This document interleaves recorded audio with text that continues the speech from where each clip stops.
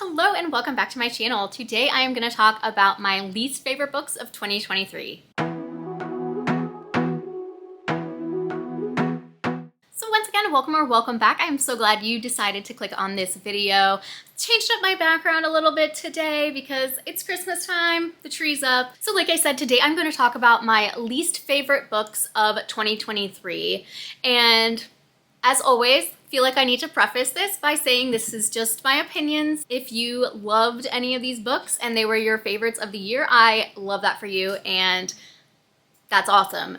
So don't take anything I say here personally. Some of these you have heard me talk about before. I did narrow it down. I narrowed it down to a top 10. I had some books that I just wanted to mention that didn't make it onto the worst list, but I still really didn't like. The first of those is Let Him In by William Friend.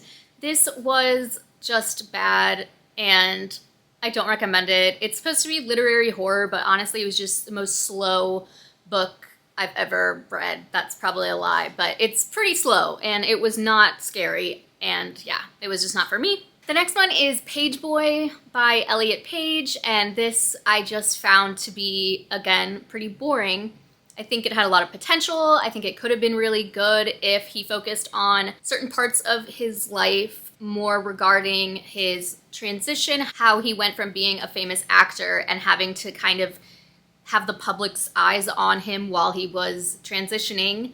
There was so much just like a lot of jumping around in the timeline. There was a lot of his teenage sexual exploits, which it was just, I just didn't like it. And the last one, you're gonna be thrilled, is Happy Place by Emily Henry. I've talked about this book enough. I think this year I have given it more than enough opinions. And so I am not going to put that in my top worst books of the year. So you don't have to hear me rant about it again. So that all said, let me just go ahead and get into my worst books of the year. These are in no particular order, so these are just the order that I found them on my Goodreads. So the first one is Death in Her Hands by Ottessa Moshfegh. I read this not too long ago, and I will tell you, I was just absolutely confused for the entire book. And I think that this is just not the author for me, and it's less to do with the book itself maybe, because I know people that really love like weird, out there, different styles of writing and love this. But for me, it was just like, I couldn't follow what was real, what was in this woman's mind. This is about a woman who's walking her dog and she finds a note on the ground that says something like, her name was Magda, they'll never find her body, I didn't do it, or something similar to that. And so she's just like kind of losing it, going through all these different scenarios of like, who's Magda, what happened? And to me, it was hard to follow, it was boring, and for a book that's so short, I think it was around 250 pages, maybe even less, I couldn't keep my focus. So definitely a worst of the year. The next book is The Clinic by Kate Quinn. This was a book I had an advanced copy of and I was so excited about because it sounded really good. It's about a woman named Meg who is trying to come off of pills, and her sister is a celebrity and has had a lot of ups and downs and addiction issues as well, but she's famous. So she was in this very top secret exclusive rehab and died inside. And so Meg kind of goes undercover to kind of try to figure out what happened to her sister, but also she is an addict too. So it's kind of a dual incentive, I guess. But she ends up, going to this rehab that's very exclusive. There's other celebrities, but there's only like 8 people there. I didn't like this at all. I thought that it had a lot of plot holes, mainly to do with like security at this like super top secret rehab. You would think that like there would be so many rules in place and such strict protections for the patients, but like there really wasn't. Like the main character, Meg, didn't even have like a strip search at intake, which I just thought was wild. And it just really went from there. I understand that these people are very rich and that rules don't apply to the rich a lot of the times, but like it was to a ridiculous point. And yeah, the patients were just allowed to like wander around. I don't know. There was also a dual perspective in this. The other is from the perspective of like one of the administrators at the rehab, and then of course Meg, the main character, and I couldn't tell their voices apart, so that was definitely made it difficult to get into. Overall, this was just a big miss for me. Next is The Women by Kristen Hanna, and this book is not yet out. This comes out, I believe, in February, so I am so sorry if I am the one breaking your heart with this review. And hey, again, my opinion only, maybe you'll love it.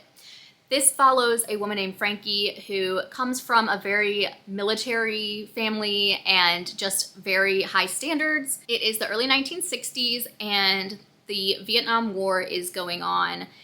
This family lives in San Diego. They're very wealthy and very well respected in the military community. Our main character, Frankie's older brother, ends up signing up for service in the Navy, and I don't think this is a spoiler, but it happens very, very early on, even if it is. He dies, so she decides, oh, I'm going to enlist.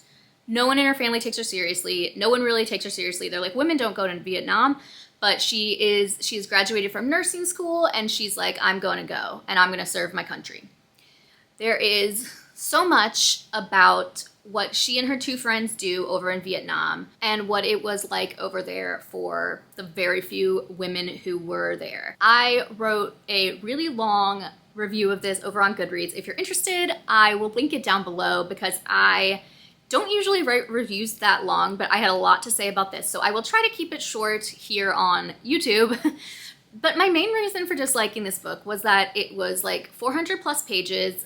The main character, Frankie, is so bland, so boring. She really doesn't have much of a personality, which for reading such a long book and kind of being inside her head, like, you need to have a connection. Like, there's gotta be more than there was. She's also super naive, which I think was part of her character, but she like never grows out of it, even though this takes place over several years. There are several love interests in this book, and again, it's taking place over a span of time, so that's not unusual, but that was kind of like a lot of the plot, if not most of the plot, was her romantic entanglements with like the Vietnam stuff almost being background.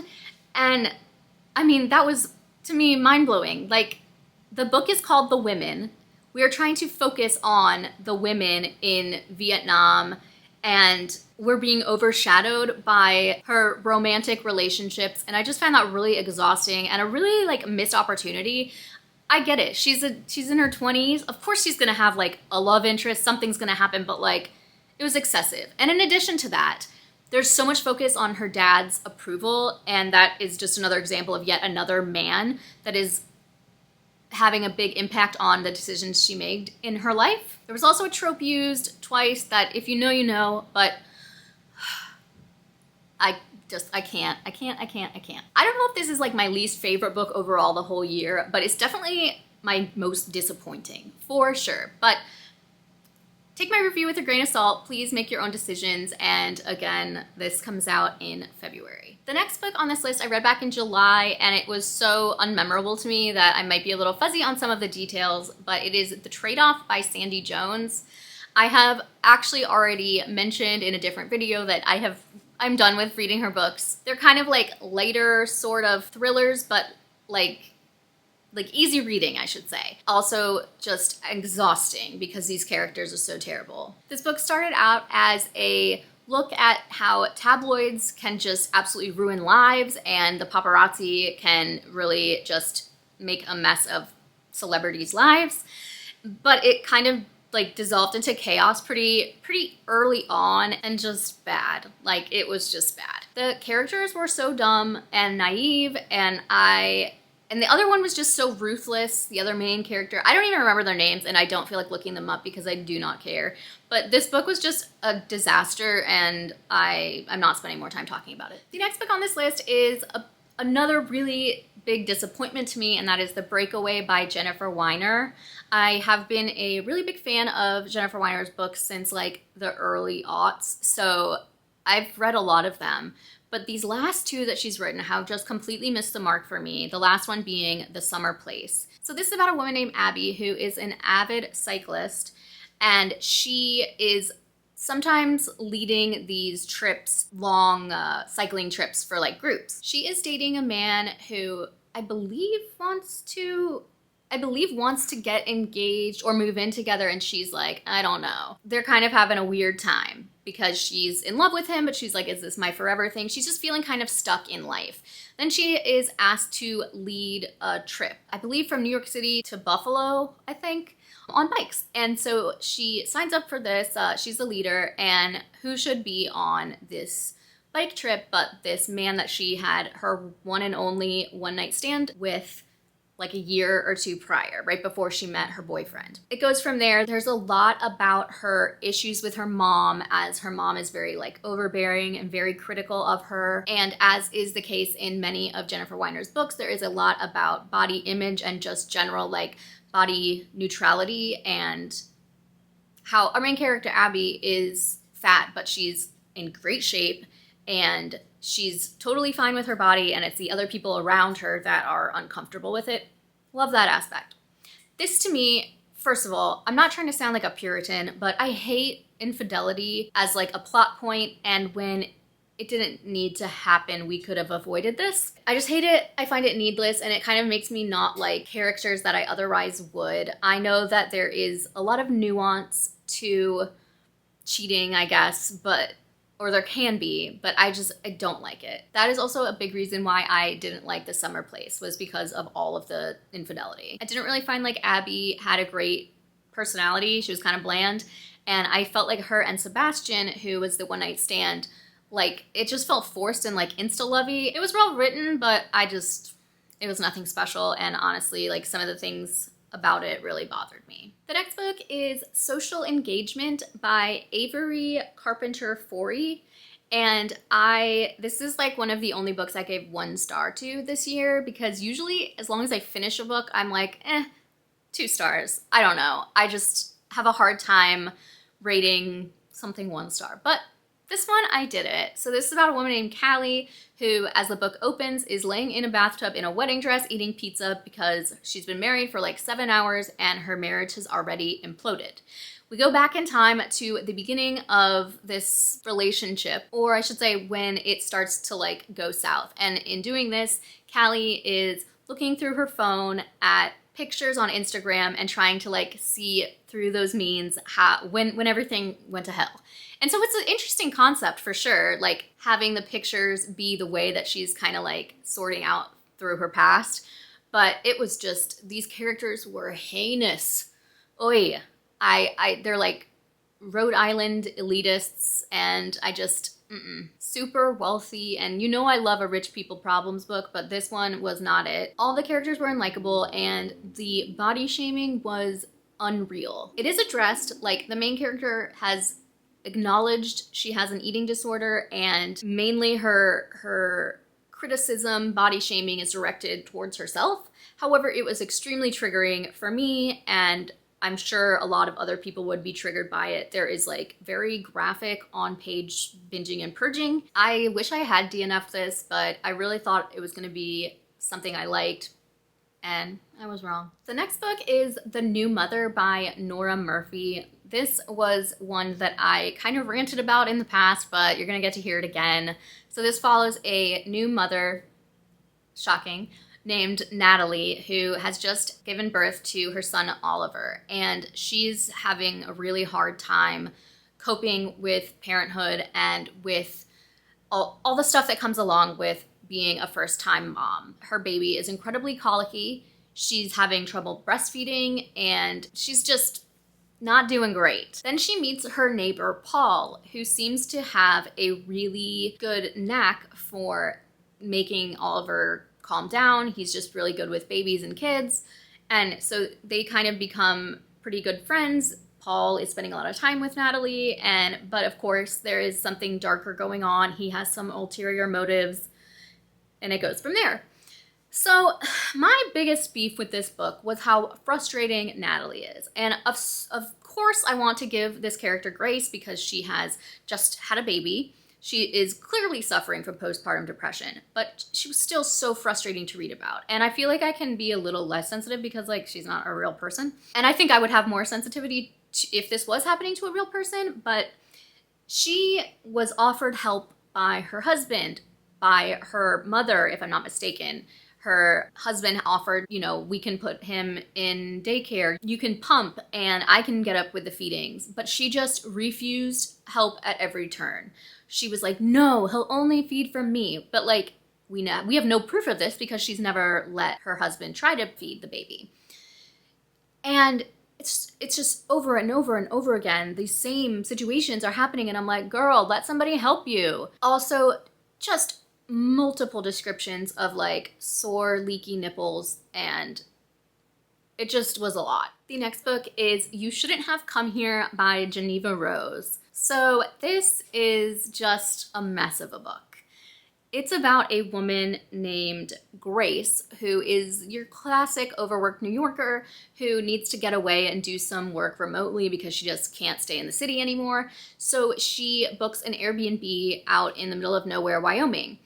And when she gets there, she realizes, A, she booked a room in someone's house, not like her own space. And B, there's like no cell service, but like also no Wi-Fi, I guess. It's been a long time since I've read this, so I don't remember for sure, but I know that the no Wi-Fi thing or no cell service was a big plot point, which if you are going out there to like work remotely, wouldn't you want to check and make sure there was good Wi-Fi at least? Also, this man lives there, so wouldn't he have Wi-Fi? Like, I just don't know anybody in this day and age that can afford Wi-Fi that doesn't have Wi-Fi. There's also a woman in the town that has just gone missing. Obviously, that would put someone on edge, especially someone that's just visiting. But anyways, Grace and the Airbnb owner, Calvin, start to form a relationship. They fall in love, of course they do. But like, perhaps maybe he had something to do with this disappearance. Don't know. This was definitely marketed wrong. It should have been marketed as romantic suspense or like something like that. It was marketed as a thriller, and it really did not appeal to me at all. As someone who loves thrillers, I think this book definitely needed another round of edits, at least one round of edits. And this is another book that I spent so much time thinking about how the main character was just such an idiot, because there are like red flags after red flags, and she's like, that's probably fine. So just overall, a huge miss for me, and I think this one was pretty unpopular with a lot of readers. The next one is The Friendship Breakup by Annie Catherine.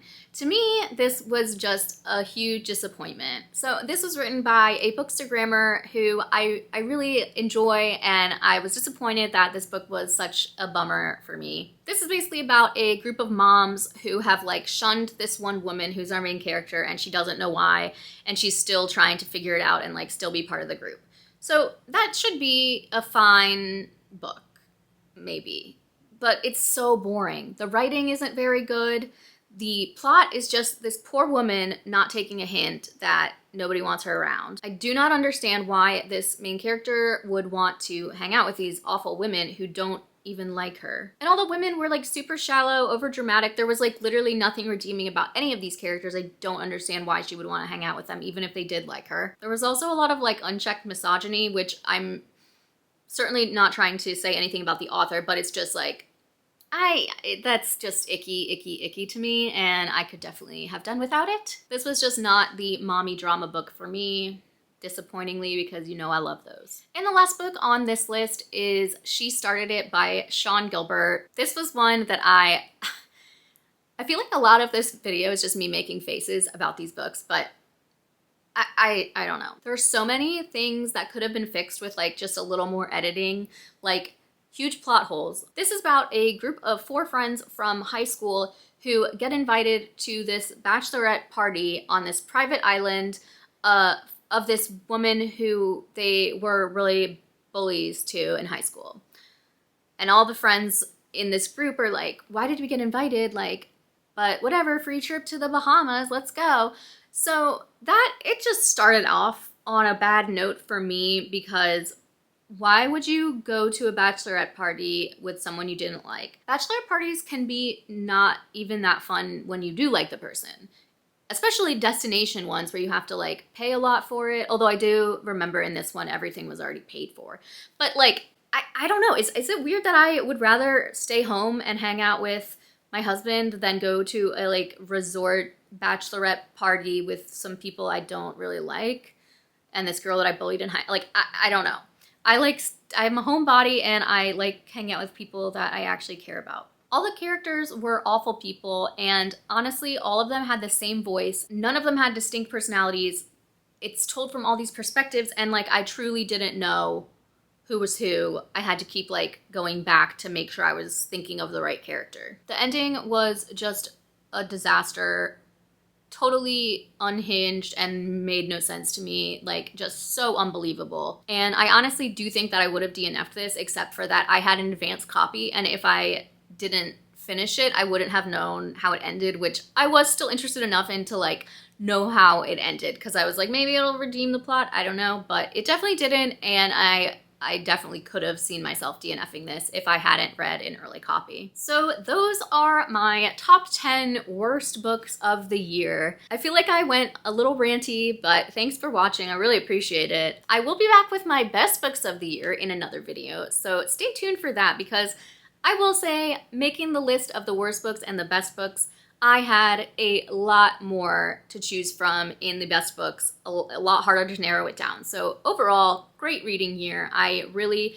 am happy about that, and you're always gonna have some that you don't like when you read as much as I do. So thank you so much for watching this video. If you liked it, give it a thumbs up. If you aren't subscribed, I would love it if you would, and I will see you in the next one. Bye!